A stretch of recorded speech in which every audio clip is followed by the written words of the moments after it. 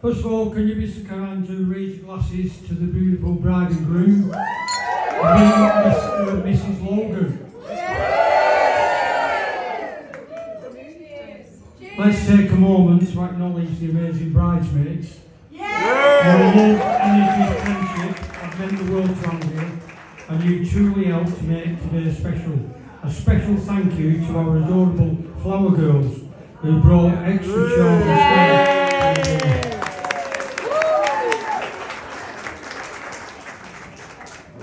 For those who don't know me, I'm Dennis. I'm the proud father of the groom. It's an incredible honour to stand here today, not just as Andy's dad, but also as his best man. I must admit that when Andy asked me, I felt a rush of pride and joy. It's not every day to be both father and father of the groom and his best man.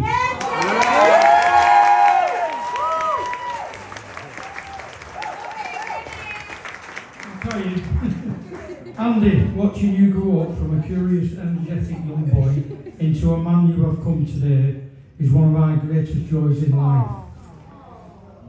From the very beginning you showed determination, courage and devotion to duty. Whatever you set your mind to, you succeed.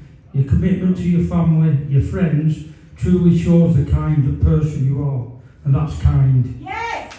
Dedication and always finding a way to deliver, no matter what the task is. At 18, you made the brave decision to join the RAF, which is some of his mates are here as well. And I couldn't have been more prouder. Your dedication to serve took you on a tour of duty in Iraq, where you faced challenges that most of us can only imagine. But your journey didn't stop there. After your time in the RAF, you continued to follow your calling to serve. You joined the army. And embarked on another tour of duty, this time to Afghanistan. Your bravery and commitment to protecting others are qualities that define you, Andy, and I couldn't be more honoured to call you my son.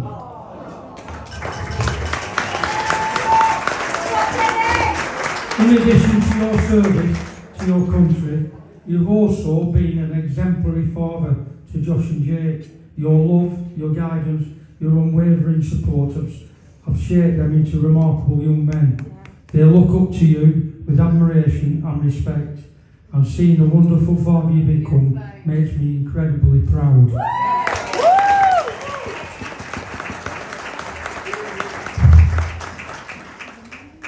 I often wondered why you choose the RAF, and they came flooding back to me.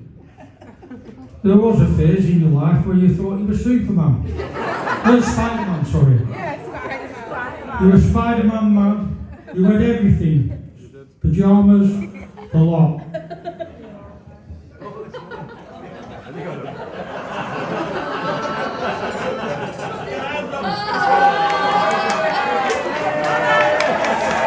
That's me carrying him upstairs together every night.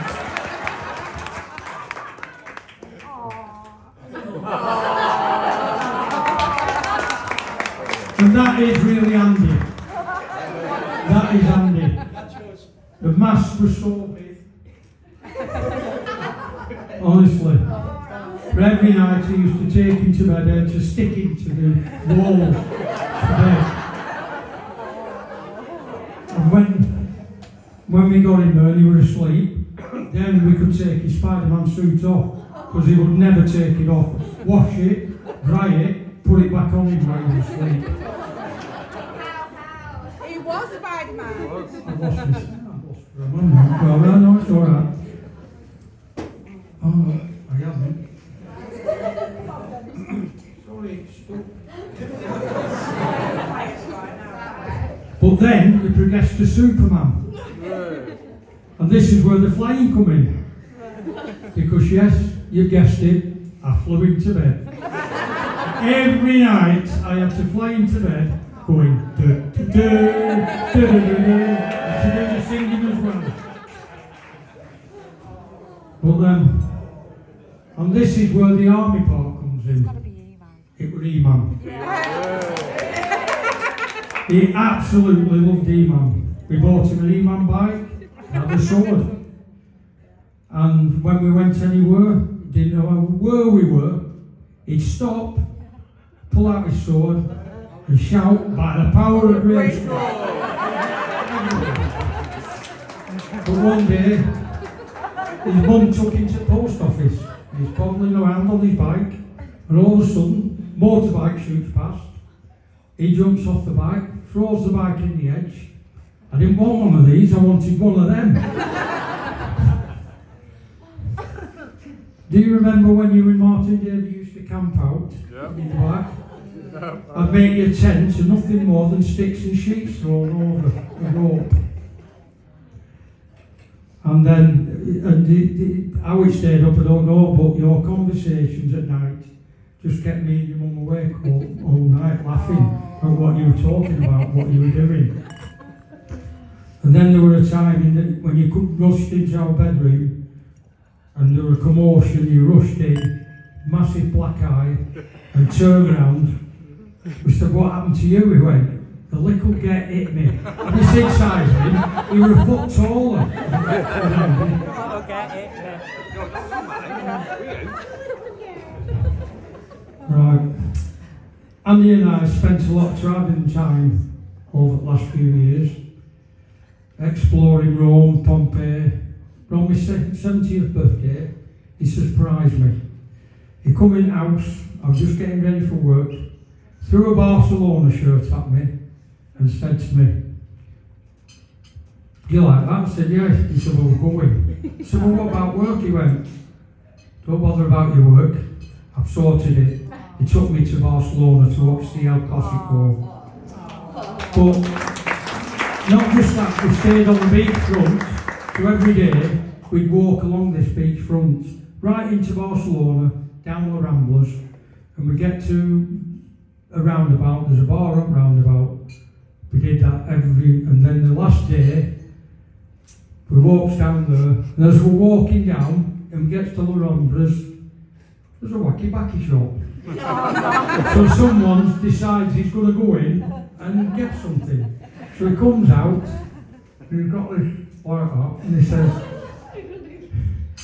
he says, "Do you want a drag?" I went, "Do I? Yeah, because I don't want any of that." And we're walking along a bit further, and I felt really guilty. "Do you know what you like? You know, you're not part." I went, "Go on then, I'll have a couple of drags." And I kid you not, I had 3 drags of that fag. And we walked down to the bottom of the Alhambras, and I was fine. Gets a beer at this roundabout, and I'm sat there, and then all of a sudden, all I could hear were people talking, napping and talking. And he was doing me head in and going, "We've got to go." We had to walk right back. I would walk back up by La Ramblas, I don't know, I marched up there, I couldn't stop. And we get to the top, he said, "We'll get a taxi." I went, "Thank goodness for that." Gets in this taxi, he's driving down the road. You've seen Road Run, haven't you, when he runs down the road? The road goes like that, off the road. That's what this taxi will like to be. I'd only had 3 drags. And he said it were weak. Never again. Anyway, the last story, and then this is my last story, and then I'll finish off quickly. The last story, for my 50th birthday, I got red letter experience, and I could have picked anything I wanted to pick, but I decided it were easier to go to Blackpool and fly than it were to travel down south and drive a sports car. So I decided I'd go for fly. So when I booked it, they said, "Oh, you can bring 2 passengers with you." So it takes Andy, takes Martin. We get to the airport, meets this guy, he's only like that. He's a little tiny bald guy. And he introduces himself and takes us to this plane, in a little plane. And you got in it, it was so small, honestly, it was like a little 50s car, really tiny, where windows flicked up and things like that. So he explains everything that's going to do, and he said, "Right, I'm going to take off, but when we get up there, I'm going to let you take over." So he takes off, we gets into flight. 5 minutes into flight, I can smell something bad.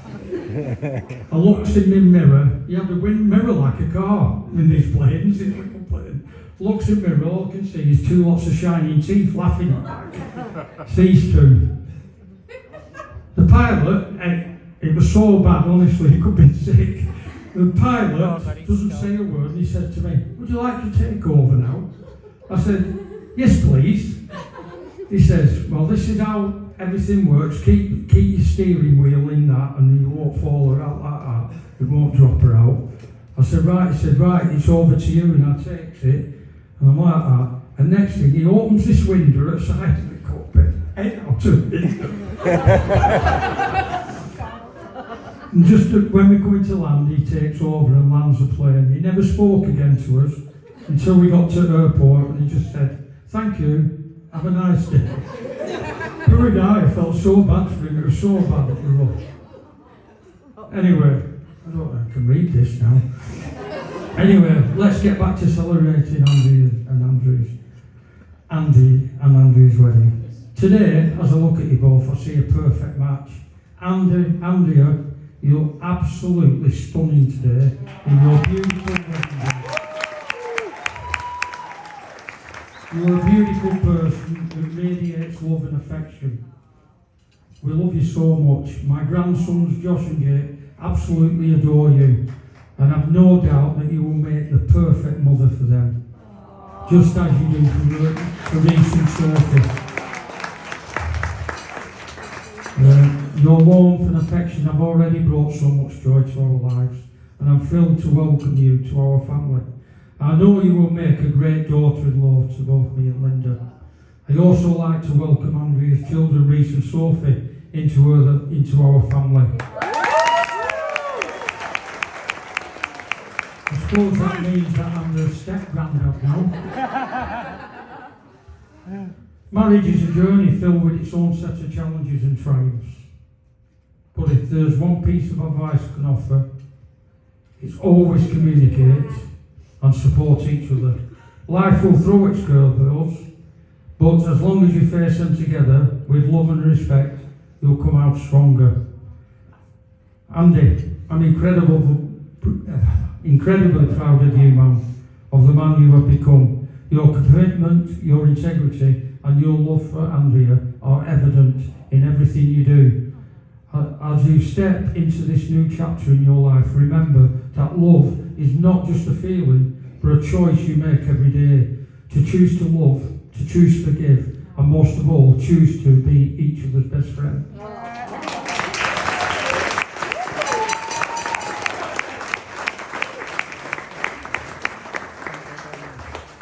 Please can we all stand up and just raise our glasses once